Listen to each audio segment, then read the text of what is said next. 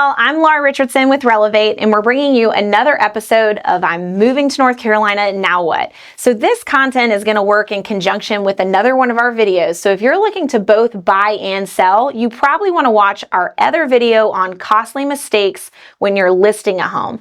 Today's episode is costly mistakes when you're buying a home. So let's make sure that we watch both and we are prepared for both sides of the transaction. So a couple of quick tips on the buy side. One of the biggest one is not verifying comps. We talked about in one of our other videos about making sure you're looking at what's recently sold nearby and in the neighborhood. And is the price validated?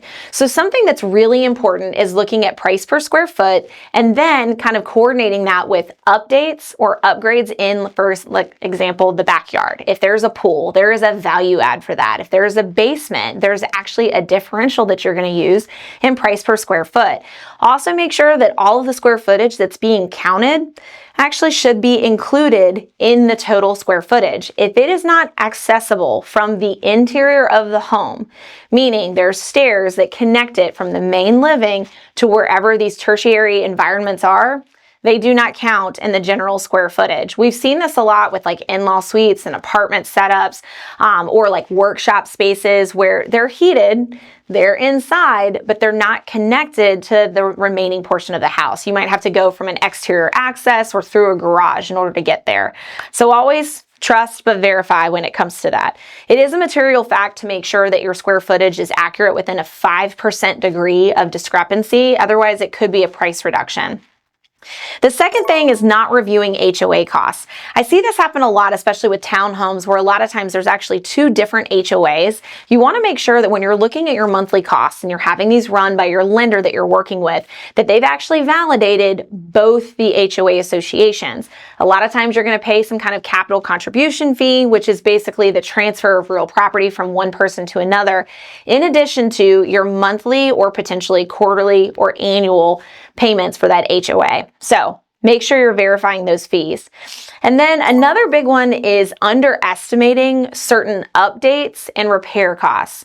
It's always good to have some vendor contacts, and if you don't, your real estate agent probably has a great network and connections that they can kind of share with you. But if you're looking to replace carpet, update flooring, update counters, or even do big renovation projects, it might be worthwhile bringing in some kind of contractor even during the showing period to make sure that you're not biting off more than you can chew. If you have the opportunity to wrap in some concessions into your contract or even get vendor paid invoices, that's also another perk that can help kind of stave off some of those out-of-pocket costs, because buying a home is definitely a choice that's going to kind of pull from your liquidated assets. Another one is underestimating big systems. Always review the status of the roof, look at how old the HVAC, the water heater, any of those big systems in the home are. If you don't know the age, go look at the sticker that's typically on the side of those systems, and there's usually a date that's a manufacturing date as well as an install date. Keep in mind, some of these things might have been created in 2008, but not actually installed until a few years later just because of production and inventory and supply chain. But if it's becoming outdated, what's the cost going to be to repair that? There's certain type of HVAC systems, for example, if they're 20 years old, adding that refrigerant might be very costly simply because they don't really make a lot of it anymore. So keep that in mind when you're looking at the totality of your expenditure. What are those deductions I need to take? Another thing in regards to the roof is looking at whether or not it's more than 20 years old. There's been some shifts in the home insurance world where it's really important to know if it's older than that. If it is, the home insurance company may not actually be able to write replacement coverage for you. And that's going to be really important when you move in, and lo and behold, Murphy's Law hits and a tree goes through your roof. So talk to your home insurance provider about that, because the age of the roof is definitely a big one. And then the last one is just looking at extra insurance costs like flood insurance.